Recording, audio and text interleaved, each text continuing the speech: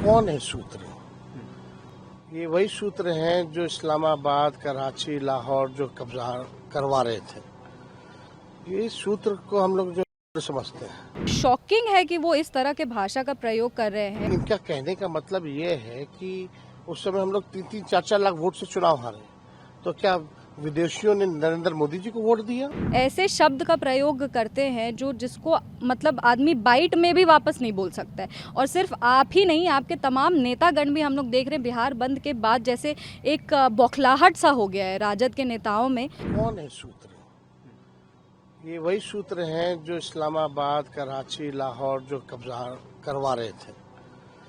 ये सूत्र को हम लोग जो समझते हैं। और इस तरह की अगर कोई बात है भी तो आखिरी बार यूपी की सरकार में 2003 में एसआईआर हुआ था। उसके बाद से अब तक जो है इतने साल हो गए और इन सालों में कई चुनाव हम लोगों ने देखा। नरेंद्र मोदी जी का 14 का भी चुनाव देखा, 19 का भी देखा और 24 का भी देखा। यानी इनका कहने का मतलब ये है कि उस समय हम लोग 3-3, 4-4 लाख वोट से चुनाव हारे, तो क्या विदेशियों ने नरेंद्र मोदी जी को वोट दिया? 39 सीटें आई 40 में से, इस बार 30 सीटें आई एनडीए को, तो विदेशी यानी उनको वोट दे रहे लोकसभा के चुनाव में। बात ये खड़ा होता है कि 2005 के बाद से बिहार में किसकी सरकार है? एनडीए की सरकार है, बीजेपी की, नीतीश कुमार जी की सरकार है। 11 साल से केंद्र मंत्री कौन है? केंद्र में गृह मंत्री कौन है? 11 साल से देश का प्रधानमंत्री कौन है? मोदी जी हैं, अमित शाह जी हैं। तो ये गलती किसकी है फिर? यानी गलती तो इन्हीं एनडीए वालों की है। अगर किसी को अगर मिला भी है नागरिकता या वोटर लिस्ट में अगर नाम भी अगर जुड़ा है तो ये इनकी सरकार रिस्पॉन्सिबल है, नीतीश कुमार और मोदी जी रिस्पॉन्सिबल है, क्योंकि 20 साल से बिहार में सरकार इनकी है, 11 साल से केंद्र में इनकी सरकार है। और ये जितने चुनाव जीत करके ये लोग गए, सरकार बनाए, तो यानी सब फर्जी है। यानी ये कहना क्या चाह रहे हैं? नेपाल की जहां तक बात है, आप जानते हैं बिहार का रोटी और बेटी का संबंध रहा है।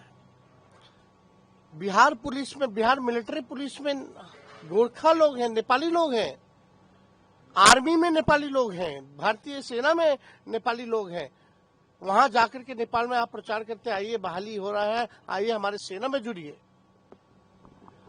ये देखिए, असल में सुप्रीम कोर्ट ने जब से मामले को संज्ञान में लिया है और जब से इलेक्शन कमीशन को सलाह दी है, तब से इनके हाथ पैर फूले हुए हैं।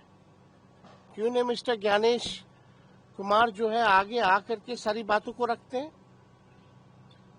अभी कहेंगे कि फलना, अभी ग्राउंड बनाने की बात की जा रही है, फिर बोलेंगे इनके पास कुछ कहने के लिए है नहीं सुप्रीम कोर्ट में कि फर्जी वोटर्स है, फर्जी वोटर्स है। शॉकिंग है कि वो इस तरह के भाषा का प्रयोग कर रहे हैं। हमेशा जो आप राजनीति में जब आ जाते हैं तो इतना तो हमसे ज़्यादा लंबे समय से है, तो इतनी तो जानकारी उनको होनी ही चाहिए कि राजनीति में किस भाषा का उपयोग करना चाहिए। और जो भी हमारे तमाम बड़े बुजुर्ग हैं या हमसे उम्र में बड़े हैं या हमारे युवा साथी हैं, वो सारा हम लोग का बात सुनते हैं। हम लोग जनप्रतिनिधि हैं, हम लोग बिहार को रिप्रेजेंट करते हैं, हम लोग बिहार के बारे में बात करते हैं, बिहार के बच्चे हैं।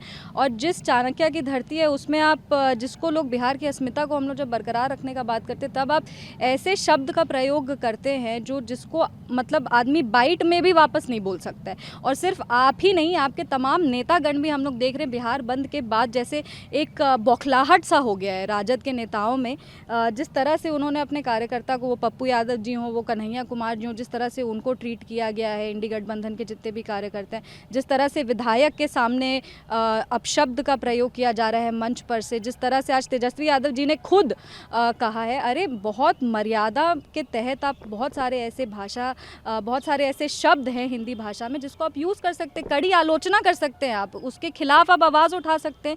इतने सारे शब्द हैं, लेकिन तब भी आप ये ऐसे शब्दों को यूज़ करते हैं मतलब हम लोग सब के लिए अपमानजनक है। आप सब ने हर बिहार युवा नेता का आज सर शर्म से झुका दिया है।